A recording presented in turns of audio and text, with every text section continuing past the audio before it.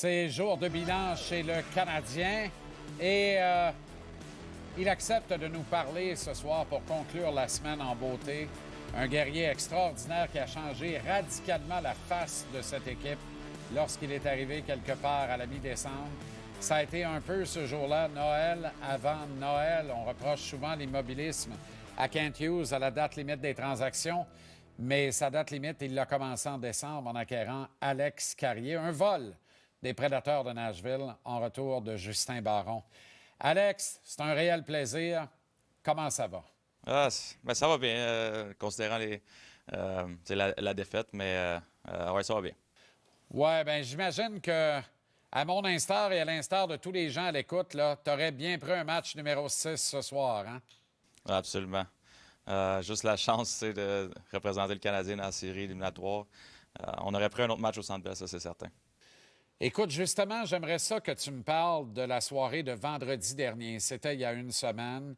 Et pour la première fois de ta carrière, tu pouvais endosser le chandail du Canadien pour un match de série éliminatoire à Montréal et ressentir ce feeling extraordinaire de la part de la foule en délire au Centre Bell.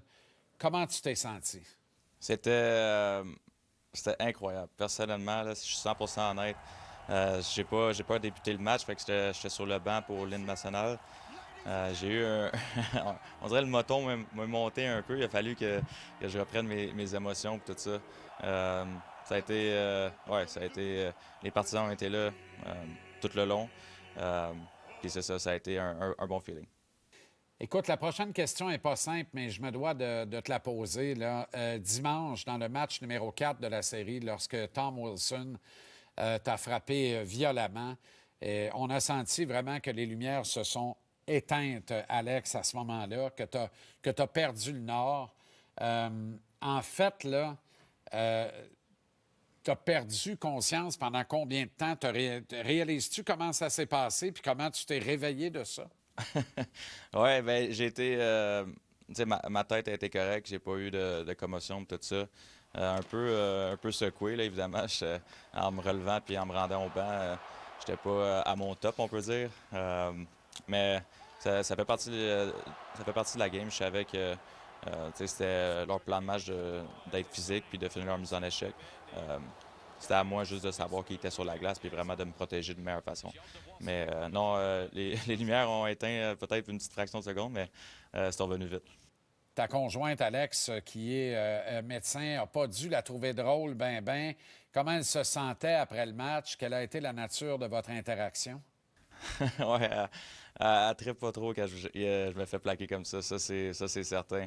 Ma famille était dans les estrades aussi.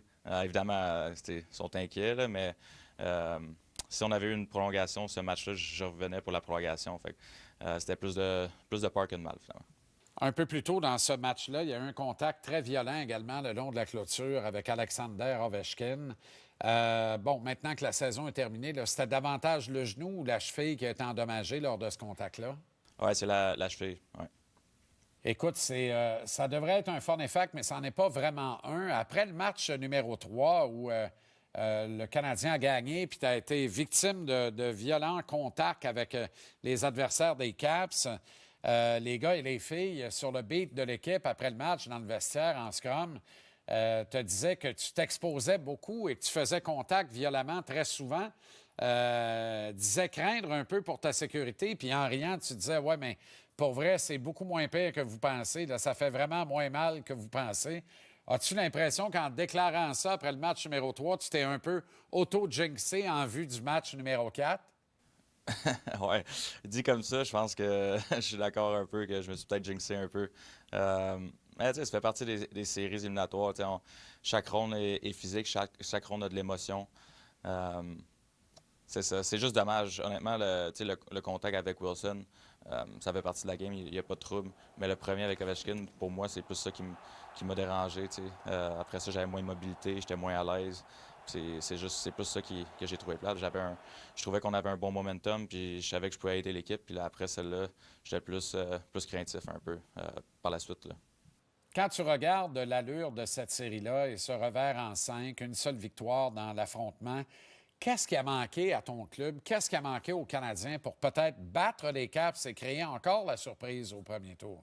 Je pense les débuts de match. Si tu regardes les 2 premiers matchs à Washington, on a très bien fini en troisième période, mais c'était vraiment de commencer les matchs à temps puis d'aller chercher du momentum en début de match.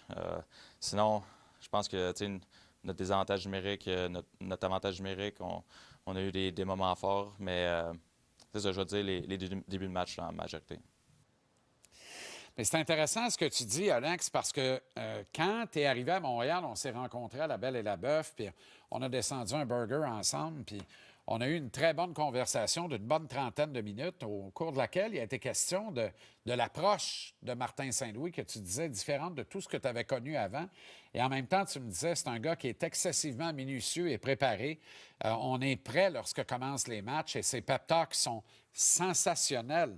Alors, comment tu expliques, considérant ces états de fait, que l'équipe peinait à commencer ses matchs à la bonne heure?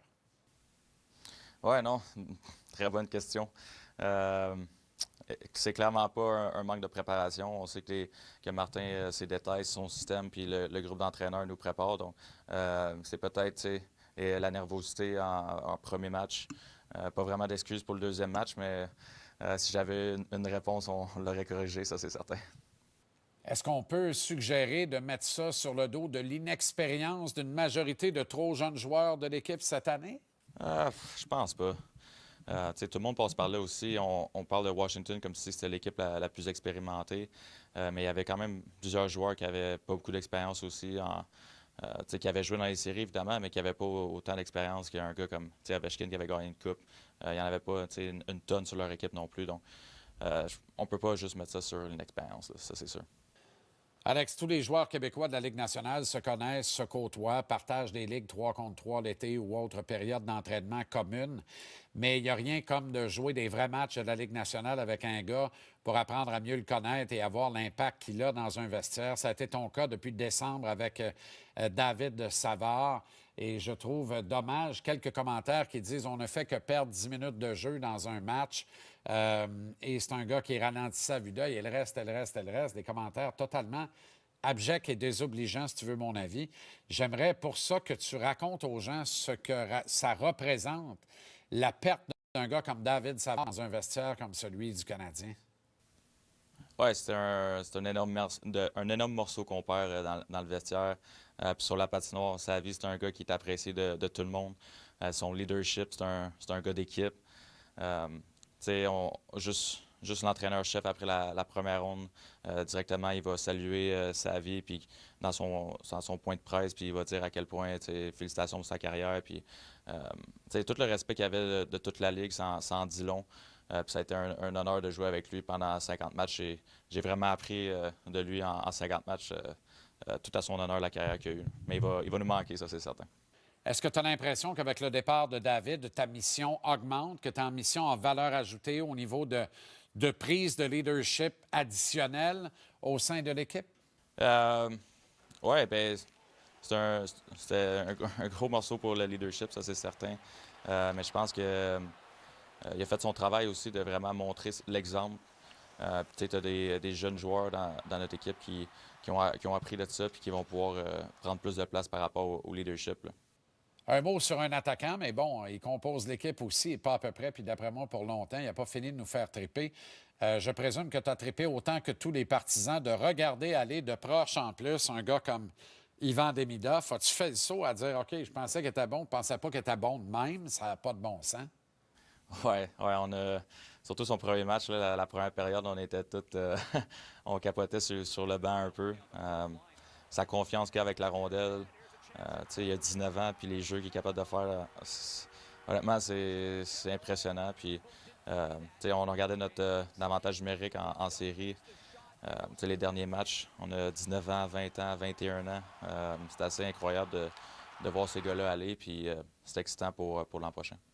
Alex, t'es arrivé en décembre, je le disais en début d'entretien, tu as été Noël avant Noël pour les partisans du Canadien et tu t'es avéré être un rouage important de l'équipe, mais tu sais, la cavalcade, la vie folle, les matchs, les voyages, tu n'as pas vraiment le temps de te décanter. Là, tu vas pouvoir le faire, prendre le temps de prendre le temps de te reculer, de regarder le travail, le chemin accompli et de prendre peut-être le pouls vraiment de ce que ça représente d'être un membre du Canadien lorsque tu vas aller faire ton IGA ou mettre simplement de l'essence dans la voiture au cours des prochains mois, puis tout ça.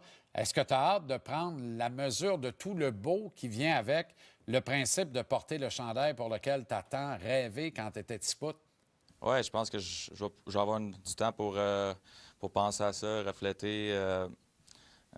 Évidemment, ça va être différent comme été, mais ça va faire du bien de juste pouvoir décompresser un peu. Ça a été une année émotionnellement. Il y a eu beaucoup de hauts et de bas en commençant à Nashville avec une équipe qui avait des grosses attentes. Puis, ça a été plus dur. Puis après ça, avec un échange, c'est beaucoup dans cette année, mais je suis vraiment, vraiment content de ma saison puis d'être ici. Donc, on va voir ce que ça donne un été, comme tu dis, avec les Canadiens à Montréal. Alex, écoute, tu es arrivé comme un vent de fraîcheur et ça ne se dément pas. Prends soin de toi, de ta santé, repose-toi bien, récupère bien, entraîne-toi bien. La prochaine saison risque d'être fertile en émotions tout autant et probablement beaucoup plus encore que la dernière qui ne nous a pas laissé sur notre appétit, loin de là. Merci pour ta grande accessibilité, ta grande générosité et plusieurs partisans que je rencontre me disent j'ai rencontré Alex Carrier, quel chic type, il a pris le temps de nous jaser, il a signé des autographes, il a pris des selfies. On a besoin de plus d'Alex Carrier dans une organisation comme celle du Canadien. Bravo pour les accomplissements, le kid. Merci infiniment. Bon été. Dis bonjour à toute la belle gang. Puis on se revoit très bientôt. Yes, un gros merci. Bon été à toi aussi.